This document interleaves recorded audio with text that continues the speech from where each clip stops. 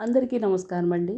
Rayalaseema famous Kadapa కారం దోశ ఘాటైన కడప స్టైల్లో ఎర్ర కారం పప్పుల పొడి కాంబినేషన్తో శనగపిండి పచ్చడితో తినే ఈ దోశకి నేను ఇప్పుడు 2-in-1 బజ్జీ మిరపకాయ చట్నీ కాంబినేషన్గా చేస్తున్నానండి. అలానే పోషకాలు కానీ పాలకూర క్రిస్పీ ఫ్రై తయారీ విధానం చూపిస్తానండి. ఇది ఈవినింగ్ స్నాక్స్కి కానీ అన్నంలోకి సైడ్ డిష్లో కూడా చాలా బాగుంటుంది. ఎర్ర కారం దోశకి కావాల్సిన పదార్థాలు: మిక్సీ జార్లో ఒక పావు కప్పు శనగపప్పు, కొన్ని వెల్లుల్లి రేఖలు, చిటికెడు ఉప్పు వేసి పౌడర్ చేసుకొని పక్కన ఉంచాలి. ఎర్ర కారానికి మన కారానికి సరిపడినన్ని ఎండుమిరపకాయలు, ఒక మీడియం సైజు ఉల్లిపాయ ముక్కలు, ఒక స్పూన్ జీలకర్ర, రుచికి సరిపడినంత ఉప్పు, కొన్ని పొట్టు తీసిన అల్లం ముక్కలు, కొద్దిగా నీరు వేసి మెత్తటి పేస్ట్ చేసి ఒక బౌల్లో పెట్టుకోవాలి. కారం దోశ పప్పుల పొడి ఎర్రకారం రెడీ అయిపోయింది. ఇప్పుడు కాంబినేషన్ దోశ పచ్చడికి బజ్జీ మిరపకాయలు, పచ్చిమిరపకాయలు, ఎండుమిరపకాయ, పచ్చి కొబ్బరి ఒక పావు చెక్క, చింతపండు, కొత్తిమీర, కరివేపాకు, అల్లం, పుదీనా కావలసిన పదార్థాలు. స్టవ్ మీద మూకుడు పెట్టి ఒక స్పూన్ నూనె వేడైన తర్వాత ఒక టేబుల్ స్పూన్ మినప్పప్పు వేసి దోరగా వేగిన తర్వాత దానిలో పచ్చిమిరపకాయలు, ఎండుమిరపకాయ వేసి కొద్దిసేపు పచ్చివాసన పోయే వరకు వేయించుకొని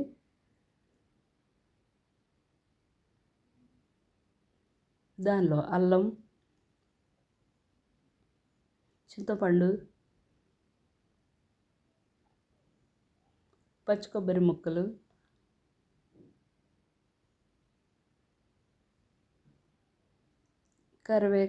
పుదీనా, కొత్తిమీర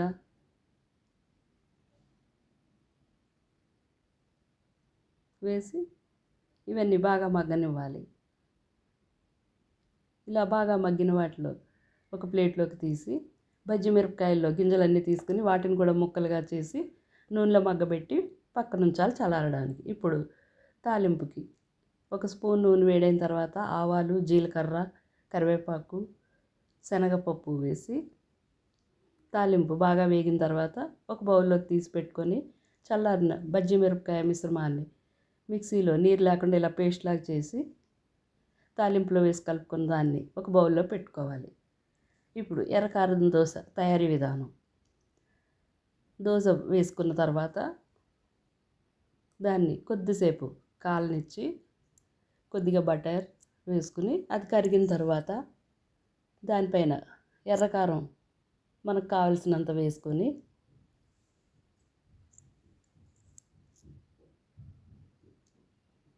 బాగా స్ప్రెడ్ చేసి పప్పుల పొడి వేసుకుని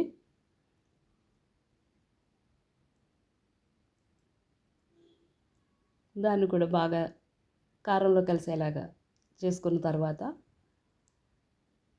ఒక 5 నిమిషాల పాటు బాగా వేగనిస్తే మంచి క్రిస్పీ కారం దోశ రెడీ అయిపోతుందండి.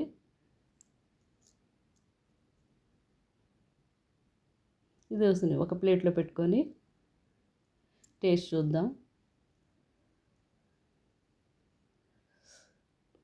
కారంగా బటర్తో కలిసి ఉంది కనుక కొంచెం కారం తగ్గిందండి.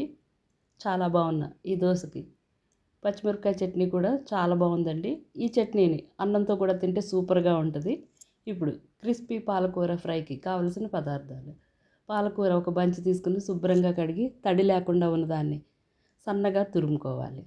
ఇలా స్టవ్ మీద కడాయి పెట్టి నూనె వేడైన తర్వాత కొన్ని జీడిపప్పులు వేయించి పక్కన పెట్టుకున్నానండి. అలానే 2 వెల్లుల్లి రేఖలు పొట్టు తీసినవి వెల్లుల్లిపాయల్ని ఇలా కొంచెం మంచి బంగారు రంగు వచ్చే వరకు వేయించుకొని వాటిని కూడా ఒక బౌల్లోకి తీసుకుందాం.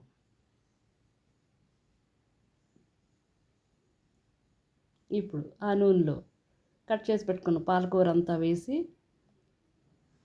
కొద్దిగా టైం పడుతుందండి, నీరంతా పోవాలి కనుక. నీరంతా పోయిన పాలకూరని స్ట్రెయిన్ చేసుకోవాలి, నూనెలోంచి తీసి ఒక చిల్లులు గరిటెలో వేసి. ఇలా తీసిన దాన్ని ఒక పేపర్ నాప్కిన్ మీద వేసి నూనె అంతా పీల్చేసిన తర్వాత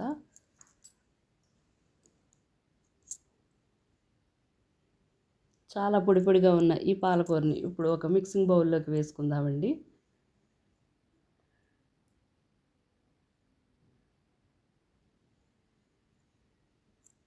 దీనిలో ఇప్పుడు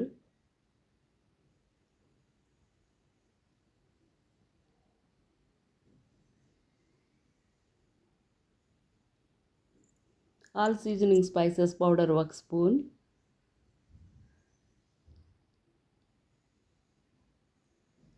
వేయించుకున్న వెల్లుల్లి రేఖలు, జీడిపప్పులు,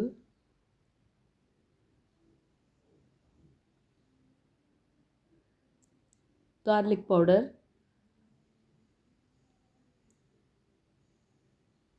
సరిపడినంత ఉప్పు, కొద్దిగా పసుపు వేసి బాగా పాలకూరని టాస్ చేయాలండి, ఇవన్నీ కలిసేలాగా. ఇలా మొత్తం అన్నీ కలిసిన ఈ పాలకూర క్రిస్పీగా చాలా చాలా బాగుంటుందండి. బౌల్లో వేసుకుని టీతో కూడా తినొచ్చు, లేదంటే అన్నంలోకి సైడ్ డిష్గా తినొచ్చండి. ఈ 3 కాంబో డిషెస్ మీకు నచ్చినట్లయితే ఒక లైక్, ఒక కామెంట్, మీ ఫ్రెండ్స్ ఫ్యామిలీ మెంబర్స్కి షేర్ చేయండి.